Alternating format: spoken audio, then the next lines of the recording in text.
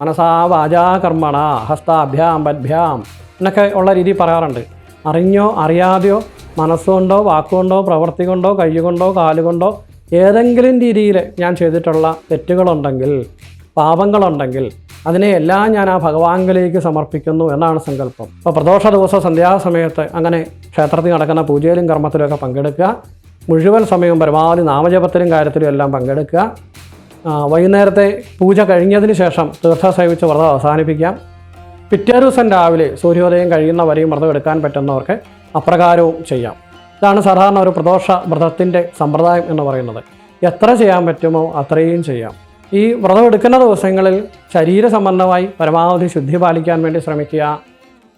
മനസ്സിനെ പരമാവധി ശുദ്ധമാക്കി നിർത്തുക എന്ന് പറഞ്ഞാൽ മറ്റൊരാളോട് ദേഷ്യം വെച്ചുകൊണ്ടോ മറ്റൊരാളോട് ഒരു അസൂയയോടുകൂടി വിദ്വേഷത്തോടുകൂടി പല വിധത്തിലുള്ള കുശുമ്പും കുന്നായ്മയൊക്കെ മനസ്സിൽ വെച്ചുകൊണ്ട് ഈ കർമ്മങ്ങളൊന്നും ചെയ്തിട്ട് ഒരു ഫലവും ഇല്ല എന്നർത്ഥം. സന്ധ്യാസമയത്താണ് പ്രദോഷത്തെ ഏറ്റവും വിശിഷ്ടമായ സമയം. അപ്പോൾ പ്രദോഷം എന്ന് പറയുന്നത് ആ സന്ധ്യാസമയത്ത് ദേവന്മാരും മഹർഷിമാരും എല്ലാവരും കൂടെ ഭൂതഗണങ്ങളും എല്ലാവരും കൂടെ കൈലാസത്തിൽ സാക്ഷാൽ മഹാദേവനോടൊപ്പം ആനന്ദ നൃത്തം ചെയ്യുന്നു, ഭഗവാനെ സ്തുതിക്കുന്നു. നാമജപങ്ങളെ കൊണ്ട് ഏതൊക്കെ രീതിയിൽ ആചരിക്കാൻ പറ്റുന്നോ ആ രീതിയിലെല്ലാം ആചരിക്കുന്നു എന്നാണ് സങ്കല്പം.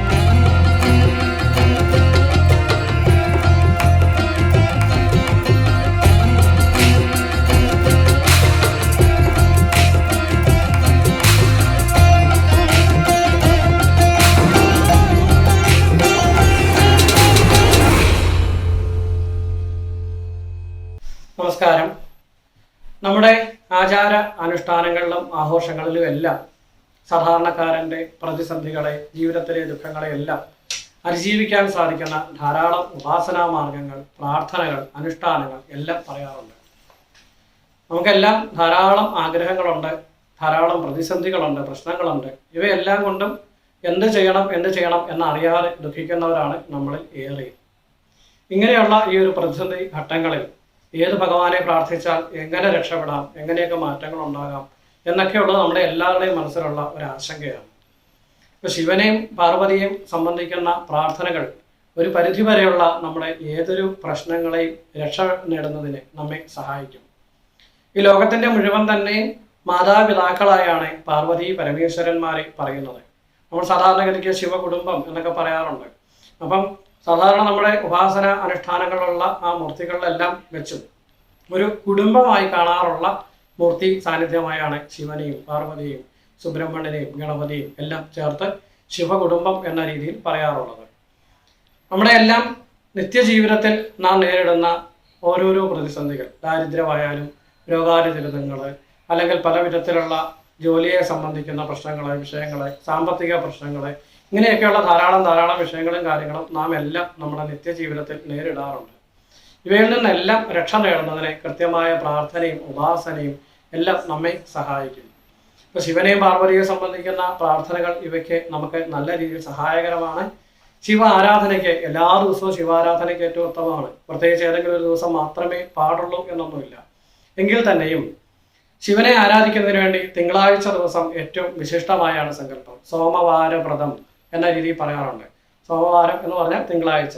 അപ്പോൾ തിങ്കളാഴ്ച ദിവസങ്ങളിൽ ചെയ്യുന്ന പ്രാർത്ഥനകളും കാര്യങ്ങളും ഒക്കെ ശിവനെ വളരെ വേഗത്തിൽ തന്നെ നമുക്കൊരു അനുഗ്രഹം നൽകുന്നതിന് സഹായകരമാണെന്നാണ് അർത്ഥം. അതുപോലെ തന്നെ ശിവരാത്രി ദിവസം ശിവന്റെ ആരാധനയ്ക്ക് ഏറ്റവും വിശിഷ്ടമാണ്. അതുപോലെ പ്രദോഷ ദിവസം ശിവാരാധനയ്ക്ക് ഏറ്റവും ഗുണകരമാണ്. അപ്പോൾ ശിവനെ നമ്മൾ സാധാരണഗതിയിൽ പറയുമ്പോൾ സംഹാരത്തിന്റെ മൂർത്തിയായിട്ടാണ് പറയുന്നത്. സൃഷ്ടി, സ്ഥിതി, സംഹാരം എന്നിങ്ങനെയുള്ള 3 കർമ്മങ്ങളെക്കുറിച്ച് പറയുന്നു. അതിൽ ബ്രഹ്മാവിനെ സൃഷ്ടിയുടെ ദേവനായും വിഷ്ണു ഭഗവാനെ സ്ഥിതിയുടെ ദേവനായും സാക്ഷാൽ മഹാദേവനെ സംഹാരത്തിന്റെ ദേവനായും കൽപ്പിക്കാറുണ്ട്. അപ്പോൾ ഈ ലോകത്തെ മുഴുവൻ തന്നെയും സർവ്വ ചരാചരങ്ങളെയും സൃഷ്ടിച്ച് അതിനെയെല്ലാം തന്നെ സൃഷ്ടിച്ചത് സാക്ഷാൽ ബ്രഹ്മഭഗവാനാണ്, ബ്രഹ്മദേവനാണെന്നാണ് സങ്കല്പം. സ്ഥിതി എന്നതുകൊണ്ട് അർത്ഥമാക്കുന്നതിനെ എല്ലാം സംരക്ഷിച്ചു നിർത്തുന്നത്, വേണ്ടതെല്ലാം കൊടുത്ത് ഇതിനെയെല്ലാം സംരക്ഷിച്ചു കൊണ്ടുപോകുന്നത് സാക്ഷാൽ വിഷ്ണു ഭഗവാനാണ് എന്നാണ് സങ്കല്പം. എന്നാൽ ഈ ഉണ്ടായ എല്ലാ വസ്തുക്കൾക്കും ഒരു നാശത്തിൻ്റെതായ ഒരു കാലം ഉണ്ടാകും. ജനിച്ചതിനെല്ലാം മരണം ഉണ്ടെന്ന് നമ്മൾ സാധാരണഗതിയിൽ പറയുമല്ലോ, അതുപോലെ അങ്ങനെ ഈ സംഹരിക്കേണ്ട സമയമാകുമ്പോൾ ഇതിനെ മുഴുവൻ തന്നെയും ആ പരമാത്മ ചൈതന്യത്തിലേക്ക് ലയിപ്പിക്കുന്ന, അതിനെയെല്ലാം തിരിച്ച് അവനവൻ്റെ ആ പ്രാണശക്തിയിലേക്ക് തന്നെ ലയിപ്പിക്കുന്ന സംഹാരത്തിന്റെ ദേവനായാണ് സാക്ഷാൽ മഹാദേവനെ പറയുന്നത്. അങ്ങനെ ത്രിമൂർത്തികളെ സൃഷ്ടിയുടെയും സ്ഥിതിയുടെയും സംഹാരത്തിൻ്റെയും 3 രീതിയിലുള്ള ഒരു കടമകളോടുകൂടി അല്ലെങ്കിൽ 3 രീതിയിലുള്ള ധർമ്മത്തോടു കൂടി നാം കൽപ്പിക്കാറുണ്ട്. അങ്ങനെയുള്ള ആ മഹാദേവൻ സത്യം പറഞ്ഞാൽ സംഹാരത്തിൻ്റെ മാത്രമല്ല, ഏറ്റവും പെട്ടെന്ന് അനുഗ്രഹിക്കുന്ന, ഏറ്റവും പെട്ടെന്ന് നമുക്ക് എല്ലാവിധത്തിലുള്ള ഐശ്വര്യങ്ങളും തരാൻ സാധിക്കുന്ന മൂർത്തി കൂടിയാണ്. സാക്ഷാൽ മഹാദേവനെ ഈ സംഹാരത്തിൻ്റെ ദേവനായതുകൊണ്ട് തന്നെ വളരെ കോപിഷ്ഠനായിട്ടാണ് നമ്മളൊക്കെ പറയാറുള്ളത്. അതായത് നമ്മുടെയൊക്കെ മനസ്സിലുള്ള ഒരു ചിത്രം എന്ന് പറഞ്ഞാൽ തൃശൂലമൊക്കെ ഏന്തി എല്ലാത്തിനെയും സംഹരിക്കാൻ നിൽക്കുന്ന ആ വളരെ ഉഗ്ര കോപിയായ ഒരു സങ്കല്പമായിട്ടാണ് പറയുന്നത്. എന്നാൽ താന്ത്രിക സമ്പ്രദായത്തിലുള്ള പൂജ അനുഷ്ഠാനങ്ങളിലൊക്കെ മഹാദേവനെ വളരെ ശാന്തനായി വളരെ സന്തോഷഭാവത്തോടു കൂടിയും പറയുന്നുണ്ട്. അപ്പം ഒരു തപസ്സനുഷ്ഠിക്കുന്ന രീതിയിൽ, അതായത് അവനവനിലുള്ള ആ ആത്മചൈതന്യത്തെ തന്നെ ധ്യാനിച്ചുകൊണ്ട്, പ്രപഞ്ചം മുഴുവൻ നിറഞ്ഞു നിൽക്കുന്ന ആ ആത്മചൈതന്യത്തെ തന്നെ ധ്യാനിച്ചുകൊണ്ട് നിരന്തരമായ ധ്യാനത്തോടു കൂടി സമാധി അവസ്ഥയിലിരിക്കുന്ന അല്ലെങ്കിൽ ആ യോഗാവസ്ഥയിലിരിക്കുന്ന മൂർത്തിയായാണ് മഹാദേവനെ നാം എല്ലാം ഏറ്റവും അധികം കാണുന്നത്. അതുകൊണ്ട് തന്നെ മോക്ഷം ആഗ്രഹിക്കുന്ന ആൾക്കാരെ അല്ലെങ്കിൽ എല്ലാത്തിൽ നിന്നും മനസ്സിനെ ഒന്ന് ശാന്തമാക്കി നിർത്താൻ ആഗ്രഹിക്കുന്നവർ അവരെല്ലാം മഹാദേവന്റെ ഉപാസകന്മാരാണ്. അതുമാത്രമല്ല, ഭൗതികപരമായിട്ടുള്ള നമ്മുടെ ജീവിത വിജയങ്ങൾക്കെല്ലാം മഹാദേവനെ പ്രാർത്ഥിക്കാൻ സാധിക്കും. മഹാദേവന്റെ ഭക്തന്മാരെന്ന് പറയുന്നത് നമുക്കറിയാം, വളരെ പ്രശസ്തരായ വളരെ വിഖ്യാതന്മാരായിട്ടുള്ള ധാരാളം പ്രമുഖന്മാരെ അല്ലെങ്കിൽ അതുപോലുള്ള ആൾക്കാരെ പുരാണങ്ങളിലൊക്കെ നമുക്ക് ശിവഭക്തരായി കാണാൻ സാധിക്കും. അർജുനൻ നമുക്കറിയാം മഹാഭാരത യുദ്ധത്തിലെ ഏറ്റവും പ്രധാനിയായിരിക്കുന്ന വ്യക്തിയാണ്. കൗരവന്മാരോടെല്ലാം യുദ്ധം ചെയ്ത് അവരെയെല്ലാം സംഹരിക്കാൻ വേണ്ട ഒരു ശക്തി അർജുനന് നിസാരമല്ല, വളരെ വളരെ വളരെ വലിയ ശക്തിയായിട്ടാണ് അർജുനനെ പറയുന്നത്. മധ്യപാണ്ഡവനായി പറയുന്ന അർജുനന്റെ ശക്തി എന്ന് പറയുന്നത് തന്നെ മഹാദേവന്റെ അനുഗ്രഹമാണ്. സാക്ഷാൽ വിഷ്ണു ഭഗവാന്റെ അവതാരമായിരിക്കുന്ന ശ്രീകൃഷ്ണ ഭഗവാൻ കൂടെ നിൽക്കുന്ന ആ സന്ദർഭത്തിൽ പോലും മഹാദേവനെ തപസ് ചെയ്ത് മഹാദേവനിൽ നിന്നും പാശുപരാസ്ത്രത്തെ അർജുനൻ സ്വീകരിക്കുന്നു. ഈ പാശുപരാസ്ത്രത്തിന്റെ ശക്തി കൊണ്ടാണ് പിന്നെ അധർമ്മികളായിരിക്കുന്ന കൗരവരെ മൊത്തം സംഹരിക്കാനും യുദ്ധത്തിൽ വിജയിക്കാനും ഒക്കെയുള്ള വലിയൊരു ശക്തി അർജുനന് ലഭിക്കുന്നതെന്നർത്ഥം. അപ്പൊ അത് നിസാരമല്ല, വളരെ വലിയൊരു ശക്തിയാണ് എന്നർത്ഥം. അതിനെ കുറിച്ചൊരു കഥയൊക്കെ ഉണ്ട്. കിരാതം എന്ന് പറയുന്ന ഒരു കഥ നമുക്കൊക്കെ അറിയാം, വളരെ പ്രശസ്തമായ ഒരു കഥയാണ് കിരാതം. അതായത് അർജുനൻ തപസ് ചെയ്യുന്നു. ആ സന്ദർഭത്തിൽ അർജുനന് എത്രമാത്രം യോഗ്യതയും കഴിവും ഒക്കെ ഉണ്ട് എന്നൊക്കെ ചിന്തിച്ചിട്ട് അത് അറിഞ്ഞു മാത്രം വരം കൊടുക്കാം എന്നുള്ള ഒരു ലക്ഷ്യത്തോടുകൂടി ശിവനും പാർവതിയും ഒരു കാട്ടാളനും കാട്ടാളത്തിയായിട്ട് വേഷം മാറി വരികയും അർജുനനെ പരീക്ഷിച്ച് അർജുനന്റെ ഭക്തിയും തപസ്സും ഏകാഗ്രതയും എല്ലാം ബോധ്യപ്പെട്ടതിന് ശേഷമാണ് ഈ വരം കൊടുക്കുന്നത്. അങ്ങനെ പാശുപരാസ്ത്രം സ്വീകരിക്കുന്ന അർജുനന്റെ വിജയകഥ നമുക്കെല്ലാം അറിയാം. അതുപോലെ തന്നെ രാമായണം എന്ന് പറയുന്ന കഥയിലെ ഏറ്റവും പ്രധാനമായിരിക്കുന്ന വ്യക്തി രാവണൻ. രാവണന്റെ എല്ലാവിധത്തിലുള്ള ശ്രേയസിന്റെയും ഐശ്വര്യത്തിന്റെയും മുഴുവൻ ശക്തി ശിവന്റെ അനുഗ്രഹമാണ്. അസുരന്മാരായിരിക്കുന്ന അല്ലെങ്കിൽ രാക്ഷസന്മാരായിരിക്കുന്ന ധാരാളം വ്യക്തികളും അവർക്ക് ആ ഭൗതിക ജീവിതത്തിലെ നേട്ടങ്ങൾക്കും വിജയത്തിനും മൊത്തം കാരണമായത് ഒന്നുകിൽ ബ്രഹ്മദേവന്റെയോ അല്ലെങ്കിൽ വിഷ്ണുദേവന്റെയോ അല്ലെങ്കിൽ സാക്ഷാൽ മഹാദേവന്റെയോ ഒക്കെ അനുഗ്രഹങ്ങളെ കൊണ്ടായിരിക്കും. ആ നിരന്തരമായ തപസ്സും ജപവും പ്രാർത്ഥനയും കൊണ്ട് നേടാൻ സാധിക്കാത്തതായി യാതൊന്നും തന്നെ ഇല്ല എന്നാണ് ഇത്തരം കഥകളിലൂടെ ഒക്കെ നാം കാണുന്നത്. അപ്പൊ രാവണനെ പോലും എല്ലാ ലോകത്തെയും അതിജീവിക്കുന്ന മഹാശക്തിയാക്കി മാറ്റുന്നത് സാക്ഷാത് മഹാദേവനാണ്. അറിയാം, നമുക്ക് താണ്ഡവ സ്തോത്രം എന്ന് പറയുന്ന രീതിക്കുള്ള വളരെ പ്രമുഖമായിട്ടുള്ള ആ ഒരു സ്തോത്രമൊക്കെ ഉണ്ട്. അതൊക്കെ രാവണൻ അതുപോലെ ഭഗവാനെ പ്രാർത്ഥിക്കുകയും ചന്ദ്രഹാസം എന്ന് പറയുന്ന ഖഡ്ഗം സാക്ഷാൽ മഹാദേവനൊന്ന് സ്വീകരിക്കുകയും അതുകൊണ്ട് ലോകത്തെ മുഴുവൻ തന്നെ വിജയിക്കുകയും ചെയ്യുകയാണ്. ശ്രീകൃഷ്ണ ഭഗവാന് ശിവന്റെ ഭക്തനായാണ് പറയുന്നത്.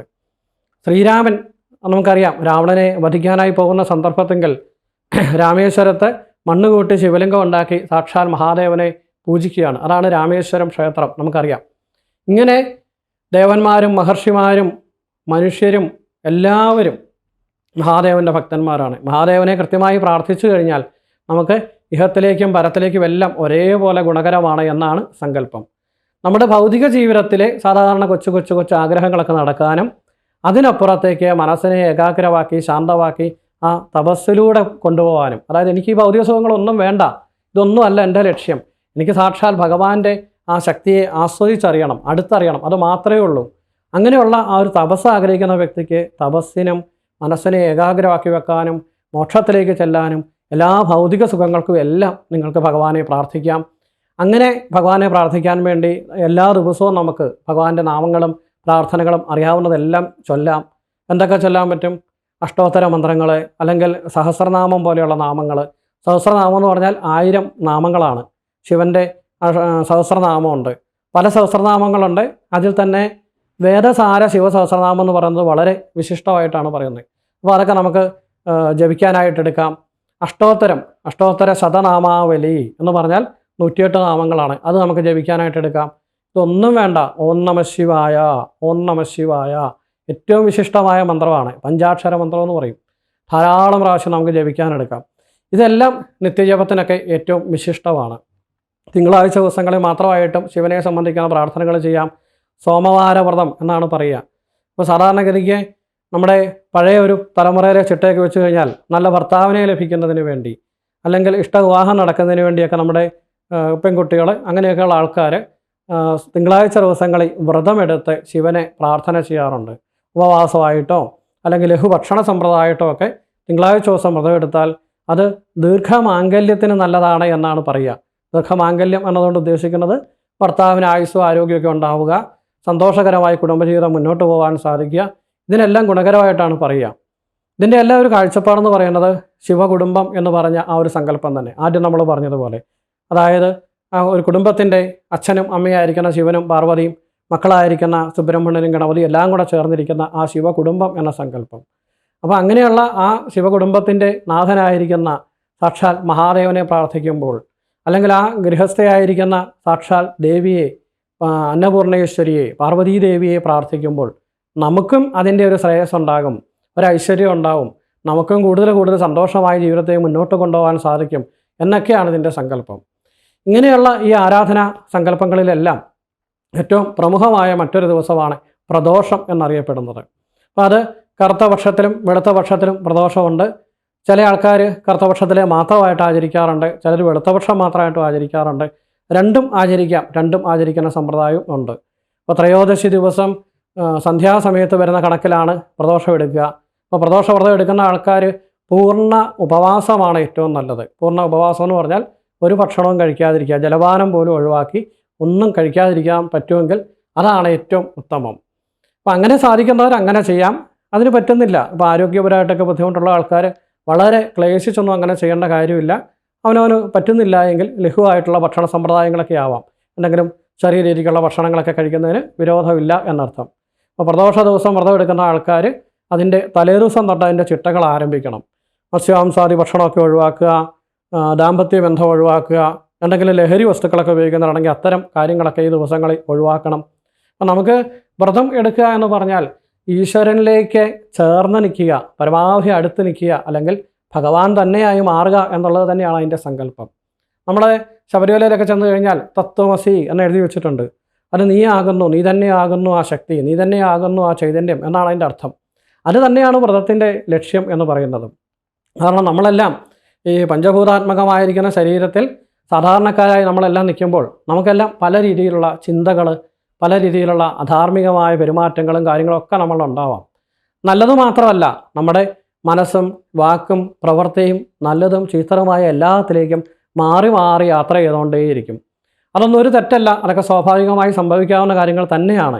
പക്ഷേ ഇതിനെല്ലാം അതീതമായ ഒരു നിയന്ത്രണത്തോടു കൂടി, ഒരു കടിഞ്ഞാണിൻ്റെ ഒരവസ്ഥയിലേക്ക് ഒരു നിയന്ത്രണത്തോടു കൂടി കൊണ്ടുവന്ന് മനസ്സിനെയും വാക്കിനെയും പ്രവൃത്തിയെയും എല്ലാം ശുദ്ധീകരിക്കാൻ വേണ്ടിയുള്ള മാർഗങ്ങളാണ് ഓരോ വ്രതങ്ങളും. ഇപ്പോൾ പൂജയിലൊക്കെ നമ്മൾ സങ്കല്പം ചെയ്യുമ്പം പറയാറുണ്ട്, മനസാ വാചാ കർമ്മണ ഹസ്താഭ്യാം പദ്ഭ്യാം എന്നൊക്കെ ഉള്ള രീതി പറയാറുണ്ട്. അറിഞ്ഞോ അറിയാതെയോ മനസ്സുകൊണ്ടോ വാക്കുകൊണ്ടോ പ്രവൃത്തി കൊണ്ടോ കൈകൊണ്ടോ കാലുകൊണ്ടോ ഏതെങ്കിലും രീതിയിൽ ഞാൻ ചെയ്തിട്ടുള്ള തെറ്റുകളുണ്ടെങ്കിൽ, പാപങ്ങളുണ്ടെങ്കിൽ അതിനെയെല്ലാം ഞാൻ ആ ഭഗവാനിലേക്ക് സമർപ്പിക്കുന്നു എന്നാണ് സങ്കല്പം. കരചരണകൃതം വാ എന്നൊക്കെ നമ്മൾ പറയാറില്ലേ, കൈകൊണ്ടോ കാലുകൊണ്ടോ വാക്കുകൊണ്ടോ മനസ്സുകൊണ്ടോ ചിന്ത കൊണ്ടോ എന്തെങ്കിലും രീതിയിൽ നമ്മൾ തെറ്റുകൾ ചെയ്തിട്ടുണ്ടെങ്കിൽ അതിനെയെല്ലാം ഭഗവാനിലേക്ക് സമർപ്പിക്കൽ മാത്രമാണ് പരിഹാരം. അപ്പോൾ ഈ വ്രതം എന്ന് പറയുന്നതും പ്രാർത്ഥനകളെന്ന് പറയുന്നതിൻ്റെ എല്ലാം ലക്ഷ്യം അത് തന്നെയാണ്, മനസ്സിനെയും വാക്കിനെയൊക്കെ ശുദ്ധീകരിക്കുക എന്ന് തന്നെയാണ്. അപ്പം ഈ വ്രതം എടുക്കുന്ന ദിവസങ്ങളിൽ ശരീര സംബന്ധമായി പരമാവധി ശുദ്ധി പാലിക്കാൻ വേണ്ടി ശ്രമിക്കുക. മനസ്സിനെ പരമാവധി ശുദ്ധമാക്കി നിർത്തുക എന്ന് പറഞ്ഞാൽ മറ്റൊരാളോട് ദേഷ്യം വെച്ചുകൊണ്ടോ മറ്റൊരാളോട് ഒരു അസൂയയോടുകൂടി വിദ്വേഷത്തോടു കൂടി പല വിധത്തിലുള്ള കുശുമ്പും കുന്നായ്മയൊക്കെ മനസ്സിൽ വെച്ചുകൊണ്ട് ഈ കർമ്മങ്ങളൊന്നും ചെയ്തിട്ട് ഒരു ഫലവും ഇല്ല എന്നർത്ഥം. അപ്പം നല്ല മനസ്സോടുകൂടി എല്ലാവർക്കും നല്ലത് പറയണമേ എന്ന ചിന്തയോടുകൂടി വേണം ഓരോ വ്രതവും സ്വീകരിക്കാൻ. അപ്പോൾ വ്രതം എടുക്കുന്ന ആൾക്കാർ പരദൂഷണം പറയാതിരിക്കുക, മറ്റൊരാളെക്കുറിച്ച് കുറ്റം പറയാതിരിക്കുക, മറ്റൊരാളെക്കുറിച്ചുള്ള കുറ്റങ്ങൾ ചിന്തിക്കാതിരിക്കുക. മുമ്പ് പറഞ്ഞതുപോലെ പല വിധേനയുള്ള ലഹരി വസ്തുക്കളൊക്കെ ഉപയോഗിക്കുന്നവരാണെങ്കിൽ അത്തരം കാര്യങ്ങളിൽ നിന്നെല്ലാം വിട്ടു നിൽക്കുക. മത്സ്യാംസാദി ഭക്ഷണങ്ങളൊക്കെ കഴിക്കുന്നവരാണെങ്കിൽ അതെല്ലാം ഒഴിവാക്കുക. ദാമ്പത്യ ബന്ധമൊക്കെ ഒഴിവാക്കുക. അങ്ങനെ മനസ്സിനെയും വാക്കിനെയും പ്രവൃത്തിയെയും എല്ലാം ശുചിയാക്കിക്കൊണ്ട് ശുദ്ധീകരിച്ചുകൊണ്ട് വേണം വ്രതമെടുക്കാൻ എന്നർത്ഥം. പരമാവധി സമയം നാമജപങ്ങളെ ചെയ്യുക. എത്ര പറ്റുമോ അത്രയും സമയം ശിവനെ സംബന്ധിക്കുന്ന അല്ലെങ്കിൽ പാർവതീ ദേവിയെ സംബന്ധിക്കുന്ന അറിയാവുന്ന എന്തൊക്കെ നാമങ്ങളുണ്ടോ അതെല്ലാം ജപിക്കുക. അപ്പോൾ വ്രതം എടുക്കുക എന്ന് പറഞ്ഞാൽ ഒന്നും കഴിക്കാതെ പട്ടിണി കിടക്കുക എന്നുള്ളത് മാത്രമല്ല എന്നർത്ഥം. ഭക്ഷണം പരമാവധി ചുരുക്കുന്നതിനോടൊപ്പം പരമാവധി ഈശ്വരോന്മുഖമായ മനസ്സിനെ കൂടെ നിലനിർത്തുമ്പോൾ മാത്രമേ ആ വ്രതം കൊണ്ട് പൂർണ്ണതയുള്ളൂ. ഇങ്ങനെ പ്രദോഷത്തിൻ്റെ അന്നത്തെ ദിവസം, അപ്പോൾ തലേ ദിവസം വ്രതം തുടങ്ങി അന്നേ ദിവസം ക്ഷേത്ര ദർശനമൊക്കെ നടത്തുക. അടുത്ത ശിവക്ഷേത്രമൊക്കെ ഉണ്ടെങ്കിൽ പോയി തൊഴുത് പരമാവധി സമയം അവിടെ എവിടെയെങ്കിലുമൊക്കെ ഇരുന്ന് സൗകര്യം പോലെ അവിടെ മണ്ഡപത്തിലോ ബലിക്കപ്പരയിലോ നാലമ്പലത്തിലോ എന്താണോ ആ ക്ഷേത്രത്തിലെ സമ്പ്രദായം അനുസരിച്ച് എവിടെയാണോ ഇരുന്ന് ജപിക്കാനൊക്കെ പറ്റുന്നത് അവിടെയൊക്കെ ഇരുന്ന് പറ്റുന്നതിന് അത്രയും സമയം ജപങ്ങൾ എന്തെങ്കിലുമൊക്കെ ചെയ്യുക. മുമ്പ് പറഞ്ഞതുപോലെ അഷ്ടോത്തരം, സഹസ്രനാമം അല്ലെങ്കിൽ ശിവൻ്റെ എന്തെങ്കിലുമൊക്കെ സ്തോത്രങ്ങൾ, ശ്ലോകങ്ങളൊക്കെ അറിയാമെങ്കിൽ അതൊക്കെ ചൊല്ലാം.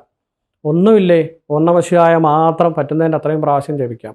അപ്പം നമ്മുടെ മനസ്സിനെ തന്നെ നമ്മൾ ഭഗവാനിലേക്ക് കൊടുക്കണം. ചില ആൾക്കാരൊക്കെ ജപിക്കുന്നുണ്ടാവും, ധാരാളം ജപിക്കുന്നുണ്ടാവും, പക്ഷേ മനസ്സവിടെ എങ്ങും കാണത്തില്ല. കാണാതെ പഠിച്ചു വെച്ചൊരു കുറേ ചൊല്ലുന്നുണ്ടാവും. അപ്പോൾ അതുപോരാ എന്നർത്ഥം. മനസ്സിനെ ഭഗവാനിലേക്ക് സമർപ്പിച്ചുകൊണ്ട് പരമാവധി ജപവും പ്രാർത്ഥനയും ചെയ്യുന്നതിന് വേണ്ടി, ഈശ്വര ആരാധനയ്ക്ക് വേണ്ടി ആ ദിവസം മാറ്റിവെക്കുമ്പോഴേ അതിന് അർത്ഥമുള്ളൂ, പൂർണ്ണതയുള്ളൂ എന്ന് ആണ് അതിൻ്റെ ആശയം. അങ്ങനെ പ്രദോഷ ദിവസം പൂർണ്ണമായി ഈ പറഞ്ഞ പോലെ വ്രതം പാലിക്കുന്നു. സന്ധ്യാസമയത്താണ് പ്രദോഷത്തെ ഏറ്റവും വിശിഷ്ടമായ സമയം. അപ്പോൾ പ്രദോഷം എന്ന് പറയുന്നത് ആ സന്ധ്യാസമയത്ത് ദേവന്മാരും മഹർഷിമാരും എല്ലാവരും കൂടെ, ഭൂതഗണങ്ങളും എല്ലാവരും കൂടെ കൈലാസത്തിൽ സാക്ഷാൽ മഹാദേവനോടൊപ്പം ആനന്ദ നൃത്തം ചെയ്യുന്നു, ഭഗവാനെ സ്തുതിക്കുന്നു. നാമജപങ്ങളെ കൊണ്ട് ഏതൊക്കെ രീതിയിൽ ആചരിക്കാൻ പറ്റുന്നു ആ രീതിയിലെല്ലാം ആചരിക്കുന്നു എന്നാണ് സങ്കല്പം. അപ്പോൾ സാക്ഷാൽ ഗണപതിയും ശ്രീപാർവതിയും സുബ്രഹ്മണ്യനും മറ്റു ദേവന്മാരും മഹർഷിമാരും ഭൂതഗണങ്ങളും എല്ലാവരും മഹാദേവനെ പ്രാർത്ഥിച്ചുകൊണ്ട് അവിടെ കൈലാസഗിരിയിൽ ഭഗവാനോടൊപ്പം ചുറ്റിനും ഇരുന്ന് പ്രാർത്ഥനകളോടുകൂടി ഇരിക്കുന്നു എന്നാണ് സങ്കല്പം.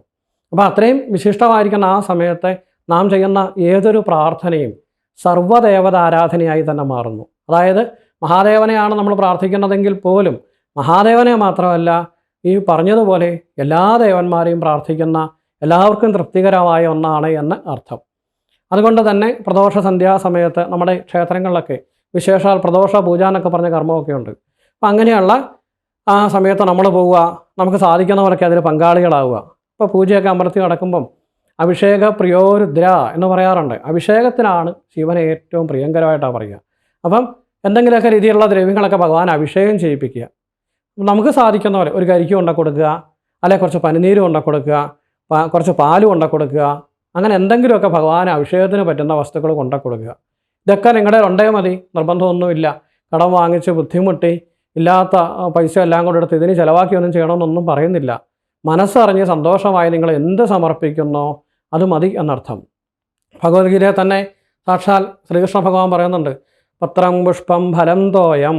പത്രമായാലും, പത്രം എന്ന് വെച്ച് കഴിഞ്ഞാൽ ഇല, പുഷ്പം ഒരു പൂവ്, ഫലം എന്ന് വെച്ചാൽ പഴവർഗ്ഗങ്ങൾ, തോയം ജലം, ഇങ്ങനെ എന്താണോ എന്ത് നിങ്ങൾ എനിക്ക് സമർപ്പിച്ചാലും ഞാനത് സ്വീകരിച്ചോളാന്നാണ് പറയുന്നത്. അപ്പം അവിടെ ശ്രീകൃഷ്ണ ഭഗവാൻ പറയുന്നു എന്ന് പറഞ്ഞാൽ ശ്രീകൃഷ്ണ ഭഗവാന്റെ കാര്യമല്ല, സാക്ഷാൽ പരബ്രഹ്മം, സാക്ഷാൽ ഭഗവാൻ എന്നുള്ള അർത്ഥമാണ് അതിനെടുക്കേണ്ടത്. അപ്പം നമ്മൾ മനസ്സറിഞ്ഞ് എന്ത് സമർപ്പിച്ചാലും അത് ഭഗവാൻ സ്വീകരിക്കും. അപ്പോൾ പ്രദോഷ ദിവസം സന്ധ്യാസമയത്ത് അങ്ങനെ ക്ഷേത്രത്തിൽ നടക്കുന്ന പൂജയിലും കർമ്മത്തിലുമൊക്കെ പങ്കെടുക്കുക. മുഴുവൻ സമയവും പരമാവധി നാമജപത്തിലും കാര്യത്തിലും എല്ലാം പങ്കെടുക്കുക. വൈകുന്നേരത്തെ പൂജ കഴിഞ്ഞതിന് ശേഷം തീർത്ഥ സേവിച്ച് വ്രതം അവസാനിപ്പിക്കാം. പിറ്റേ ദിവസം രാവിലെ സൂര്യോദയം കഴിയുന്ന വരെയും വ്രതം എടുക്കാൻ പറ്റുന്നവർക്ക് അപ്രകാരവും ചെയ്യാം. ഇതാണ് സാധാരണ ഒരു പ്രദോഷ വ്രതത്തിൻ്റെ സമ്പ്രദായം എന്ന് പറയുന്നത്. എത്ര ചെയ്യാൻ പറ്റുമോ അത്രയും ചെയ്യാം. സ്ഥിരമായി എല്ലാ പ്രദോഷവും ആചരിക്കുന്ന ആൾക്കാരുണ്ട്. അല്ലാതെ ഒരു 7 പ്രാവശ്യമോ 12 പ്രാവശ്യമോ 21 പ്രാവശ്യമോ മാത്രം വ്രതമെടുത്ത് അവസാനിപ്പിക്കാറുമുണ്ട്. ഒരു സാധാരണഗതിയിൽ ഒരു ശിവരാത്രി ദിവസം വ്രതമൊക്കെ എടുത്ത് തുടങ്ങിയിട്ട് പിന്നീട് എല്ലാ പ്രദോഷത്തിനും വ്രതം എടുക്കുന്ന സമ്പ്രദായവും ഉണ്ട്. ശിവപുരാണമൊക്കെ ഈ സമയത്ത് പാരായണം ചെയ്യുന്നതൊക്കെ വളരെ നല്ലതാണ്. അപ്പോൾ എന്തൊക്കെ സാധിക്കുമോ അങ്ങനെയുള്ള എല്ലാ പ്രാർത്ഥനകളും ചെയ്യുക. പ്രദോഷവ്രതത്തിൻ്റെ ഒരു പ്രാധാന്യം പറയുന്നതെന്ന് വെച്ച് കഴിഞ്ഞാൽ ഒരേ സമയത്തെ ഭൗതിക സുഖങ്ങളെല്ലാം നമുക്ക് തരികയും ഒപ്പം നമുക്ക് ആ മനസ്സിനെ ശുദ്ധീകരിച്ച് ഭഗവാങ്കിലേക്ക് ആ മനസ്സിനെ ഏറ്റെടുക്കുന്നത് പോലെയുള്ള ശുദ്ധീകരണമാണ് പറയുക. എന്ന് പറഞ്ഞു കഴിഞ്ഞാൽ മോക്ഷാവസ്ഥയിലേക്ക് തന്നെ നമ്മുടെ ആത്മാവിനെ ക്രമേണ എത്തിക്കുന്നു. അപ്പോൾ നമുക്ക് ഇപ്പം നമ്മളിവിടെ ജീവിക്കുന്ന കാലത്ത് നമുക്ക് മോക്ഷം എന്നുള്ളത് മാത്രമല്ല പരമമായ ലക്ഷ്യം. നമ്മുടെ നിത്യേനയുള്ള കാര്യങ്ങളൊക്കെ വലിയ കുഴപ്പമില്ലാതെ നടന്നു പോകണം. അപ്പം നമുക്ക് ഭൗതിക ജീവിതത്തിൽ വേണ്ട ധനം, ജോലി, ഐശ്വര്യം, സമൃദ്ധി, കുടുംബജീവിതത്തിലെ സമാധാനം, ഇങ്ങനെയുള്ള എല്ലാ കാര്യങ്ങളും ലഭിക്കുന്നതിനും പ്രദോഷവ്രതം ഗുണകരമാണ്. അതിനപ്പുറത്തേക്ക് ക്രമേണ മുന്നോട്ട് പോകുമ്പം നമ്മുടെ ചിന്തകൾ, കാഴ്ചപ്പാടൊക്കെ മാറി വരും. ഇന്ന് നല്ലതെന്ന് തോന്നുന്ന കാര്യങ്ങളായിരിക്കില്ല നാളെ നല്ലതെന്ന് തോന്നുന്നത്. അപ്പം അങ്ങനെയുള്ള കാഴ്ചപ്പാടുകൾ മാറി വരുന്നതനുസരിച്ച് ക്രമേണ മനസ്സിനെ ശുദ്ധമാക്കി പാകപ്പെടുത്തി സാക്ഷാൽ ഭഗവാനിലേക്ക് ചിന്തിക്കാൻ പറ്റുന്ന ആ മോക്ഷാവസ്ഥയിലേക്ക് തന്നെ എത്തിക്കുക. ഇതിനെല്ലാം ഒരേപോലെ ഗുണകരമാണ് പ്രദോഷവ്രതം. അപ്പം നമുക്ക് ആ പുണ്യമായിരിക്കുന്ന വ്രതം ആചരിക്കുന്നതിലൂടെ നമുക്ക് കുടുംബാംഗങ്ങൾക്കും എല്ലാം എല്ലാ ശ്രേയസ്സും ഉണ്ടാവും. ശിവ ആരാധന തന്നെ ഏറ്റവും ശിവകരമായ ആരാധന എന്നാണ് പറയുക. ശിവം എന്ന് പറഞ്ഞാൽ മംഗളകരമായതെന്നാണ് എൻ്റെ സാധാരണ ഒരു പദം കൊണ്ടുള്ള അർത്ഥം പറയുക. അപ്പം നമ്മുടെ ജീവിതത്തിൽ മംഗളകരമായ ഒന്ന് തരാൻ വേണ്ടിയുള്ള പ്രാർത്ഥന തന്നെയാണ് ശിവനെ സംബന്ധിക്കുന്ന പ്രാർത്ഥനകൾ. ഓം നമഃശിവായ എന്ന മന്ത്രം, പഞ്ചാക്ഷര മന്ത്രം, എല്ലാവർക്കും അറിയാവുന്ന ഏറ്റവും പ്രശസ്തമായ ഏറ്റവും ശക്തിയുള്ള മന്ത്രമാണ്. ഈ മന്ത്രത്തെ മാത്രം നിരന്തരമായി ജപിച്ചുകൊണ്ടിരിക്കുക, ധ്യാനിച്ചുകൊണ്ടിരിക്കുക, അത് തന്നെയാണ് ഏറ്റവും അഭികാമ്യം. ഇത് കൂടാതെ നമുക്ക് ധാരാളം ശ്ലോകങ്ങളും സ്തോത്രങ്ങളും എല്ലാം ഉണ്ട്. അഷ്ടോത്തര മന്ത്രം, അഷ്ടോത്തര ശതനാമാവലി, ശിവൻ്റെ അഷ്ടോത്തര ശതനാമാവലി. അഷ്ടോത്തര ശതം എന്ന് പറഞ്ഞാൽ 108 നാമങ്ങളാണ്. അത് സ്തോത്രമായിട്ട് ചൊല്ലാം. സ്തോത്രം എന്ന് പറഞ്ഞാൽ വരികളായിട്ട് നീളത്തിൽ ചൊല്ലുന്നതിനാണ് സ്തോത്രം എന്ന് പറയുക. നാമാവലി എന്ന് പറഞ്ഞാൽ ഇടയ്ക്കിടയ്ക്ക് നമ എന്ന് പറയുന്ന ശിവായ നമ, ശംഭവേ നമ, ഇങ്ങനെ നമ എന്ന് പറയുന്നതിനാണ് നാമാവലി എന്ന് പറയുക. അപ്പം നാമാവലി ആയിട്ടോ സ്തോത്രമായിട്ടോ അഷ്ടോത്തരം നമുക്ക് ചൊല്ലാം. ഇതൊക്കെ കാണാതെ തന്നെ ചൊല്ലണമെന്നൊന്നുമില്ല. നമുക്ക് കാണാതെ ചൊല്ലാനുള്ള പരിചയക്കുറവൊക്കെ ഉണ്ടെങ്കിൽ പുസ്തകം നോക്കിയിട്ടും ചൊല്ലുന്നതിന് വിരോധമൊന്നുമില്ല. അതുകൂടാതെ സഹസ്രനാമങ്ങൾ, ധാരാളം സഹസ്രനാമങ്ങളുണ്ട് സാക്ഷാൽ മഹാദേവന്. അവയിൽ ഏതെങ്കിലുമൊക്കെ അറിയാവുന്നതുപോലെ നോക്കി ചൊല്ലാം. വേദസാര ശിവസഹസ്രനാമം ഏറ്റവും വിശിഷ്ടമായിട്ടാണ് പറയുന്നത്. വേദത്തിൻ്റെ സത്ത മുഴുവൻ അടങ്ങുന്ന സഹസ്രനാമം എന്നാണ് അതിന് പറയുക. പരായ ദേവായ നമ എന്നൊക്കെ പറഞ്ഞാണ് അതിൻ്റെ തുടക്കം. അപ്പോൾ അത് വളരെ ശക്തിയുള്ള മന്ത്രമാണ് വേദസാര ശിവസഹസ്രനാമം. പുസ്തകമൊക്കെ എൻ്റെ മേടിക്കാൻ കിട്ടും. അത് മേടിച്ച് നോക്കി ചൊല്ലുന്നത് ഏറ്റവും വിശിഷ്ടമാണ്. ഈ വേദസാര ശിവസഹസ്രനാമത്തെ കുറിച്ച് പറയുന്നത് തന്നെ ശ്രീകൃഷ്ണൻ അത് ജപിച്ചുകൊണ്ടിരുന്നു എന്നൊക്കെയാണ് അതിൻ്റെ സങ്കല്പം. അതായത് ഈ നമ്മുടെ മഹാഭാരത യുദ്ധമൊക്കെ കഴിഞ്ഞതിന് ശേഷം കുറേ മഹർഷിമാർ ദ്വാരകയിലേക്ക് ചെല്ലുമ്പോൾ ശ്രീകൃഷ്ണ ഭഗവാൻ തന്നെ എന്തോ ജപവും പൂജയൊക്കെ ചെയ്തുകൊണ്ടിരിക്കുന്നു. അപ്പോൾ അങ്ങ് സാക്ഷാൽ പരമാത്മാവല്ലേ, അങ്ങ് ആരെയാണ് പ്രാർത്ഥിക്കുന്നത്, എന്താണ് പ്രാർത്ഥിക്കുന്നതെന്ന് ചോദിക്കുമ്പോഴാണ് ശ്രീകൃഷ്ണ ഭഗവാൻ പറയുന്നത് സാക്ഷാൽ മഹാദേവനെയാണ് ഞാൻ പ്രാർത്ഥിക്കുന്നത്. അപ്പം നമ്മുടെ കർമ്മങ്ങൾ ചെയ്യാനുള്ള ധൈര്യവും ശക്തിയും ഊർജ്ജവും ഒക്കെ തരാൻ വേണ്ടിയാണ് ആ മഹാദേവനെ ഞാൻ പ്രാർത്ഥിക്കുന്നത് എന്നാണ് ആ വേദസാര ശിവസഹസ്രനാമത്തിൻ്റെ ഒരു ആമുഖമായിട്ട് സൂചിപ്പിക്കുന്നത്. അപ്പോൾ അത്രയും ശക്തിയുള്ള മന്ത്രമാണ് വേദസാര ശിവസഹസ്രനാമം. അത് നമുക്ക് ജപിക്കാം. ഇതുകൂടാതെ നമുക്ക് ധാരാളം ആചാര്യന്മാർ ചിട്ടപ്പെടുത്തിയിരിക്കുന്ന ധാരാളം സ്തോത്രങ്ങളൊക്കെ ഉണ്ട്. അവയിൽ ഏത് വേണം, താണ്ഡവ സ്തോത്രം, അങ്ങനെയൊക്കെയുള്ള ധാരാളം ശിവതാണ്ഡവ സ്തോത്രം, അങ്ങനെയുള്ള ദക്ഷിണാമൂർത്തി സ്തോത്രം, ഇങ്ങനെ വരുന്ന സ്തോത്രങ്ങളും നാമങ്ങളും എല്ലാം ശിവാരാധനയ്ക്ക് ഏറ്റവും വിശിഷ്ടമാണ്. നമുക്കിതിൽ ഏതാണോ ചെല്ലാൻ പറ്റുന്നത് അങ്ങനെയുള്ള എല്ലാ പ്രാർത്ഥനകളും കാര്യങ്ങളും ഈ ദിവസങ്ങളിൽ നമുക്ക് ചെയ്യാം. ശിവനെ പ്രാർത്ഥിക്കുന്നതിനോടൊപ്പം തന്നെ പാർവതീ ദേവിയെ സംബന്ധിച്ചുള്ള പ്രാർത്ഥനകളും ചെയ്യാം. കാരണം അന്നപൂർണേശ്വരി എന്ന് പറയുന്നത് സാക്ഷാൽ ശിവൻ്റെ വാമഭാഗമായിരിക്കുന്ന, ശിവൻ്റെ പത്നിയായിരിക്കുന്ന സാക്ഷാൽ പാർവതീ ദേവി തന്നെയാണ്. അപ്പോൾ ശിവനും ശക്തിയും ഒരേപോലെ സങ്കല്പിക്കണം. ഒന്നിൽ നിന്നൊന്ന് വേറിട്ടല്ല പറയുക. അത്രയ്ക്ക് ശക്തിയാണ് അവൻ. അർദ്ധനാരീശ്വരൻ, സ്വന്തം ശരീരത്തിൻ്റെ പാതിഭാഗം സാക്ഷാൽ തൻ്റെ ധർമ്മപത്നിയായിരിക്കുന്ന പാർവതീദേവി തന്നെയാണെന്ന് വ്യക്തമാക്കി തന്ന ഒരേ ഒരു മൂർത്തിയാണെന്ന് വേണേൽ നമുക്ക് പറയാം. അത്രയ്ക്ക് ശിവനും പാർവതിയും ചേർന്നാണ് നിൽക്കുന്നത്. അപ്പോൾ പാർവതീദേവിയെ സംബന്ധിക്കുന്ന പ്രാർത്ഥനകളും എത്ര പറ്റുമോ അത്രയും ചെല്ലാം. ഇങ്ങനെയുള്ള ഈ ഏറ്റവും പവിത്രമായ ഒരു കാര്യത്തെക്കുറിച്ച് പറയുവാൻ വേണ്ടിയാണ് ഇന്നത്തെ ഈ ഒരു വീഡിയോയിലൂടെ ശ്രമിച്ചത്.